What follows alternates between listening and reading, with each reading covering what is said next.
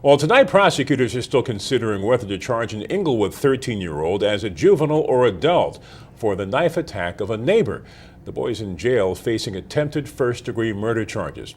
Well, tonight SNN Local News speaks to the victim and the boy's mother, and both have a lot to say. They both spoke out to SNN Local News reporter Kelsey Kern. That's right, Mike. At this point, people are getting over the initial shock of what happened, and now they're just trying to recover.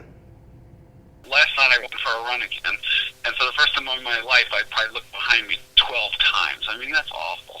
That is Michael Baskin's reaction days after being slashed by a 13-year-old boy while out on an evening jog. Damian Reel was arrested Wednesday and will be held in a juvenile facility for 21 days, while authorities decide whether to charge him as an adult. We're dealing with a 13-year-old who does need to be held accountable for this crime, but at the same time needs the proper help to help him grow from this and hopefully, change his pattern of behavior. I've got 3 sons, so I understand bad decisions by kids and, experimentation and, using bad judgment. But what I experienced with this kid was just pure evil.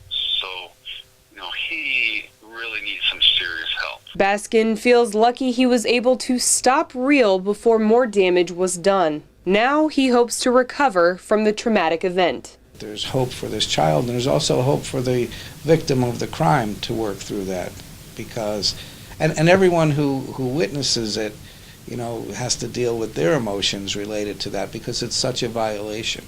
It affects people who even live in the area and say, do I even want to go down that road? I used to think of that as a safe place, and now I have second thoughts about that. In spite of the attack, Baskin expresses compassion for the 13-year-old. Truthfully, I already forgive the kid. I mean, he's 13. He obviously has some serious problems, but I don't want anybody to mistake my forgiveness for the firm belief he needs to be isolated from society.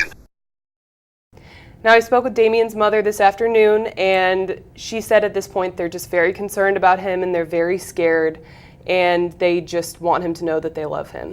Well, again, the next thing is to see if he's going to be tried as a juvenile or an adult, and this story is going to be, we're going to be dealing with this for some time to come, and we know we'll have more information. Kelsey, thank you.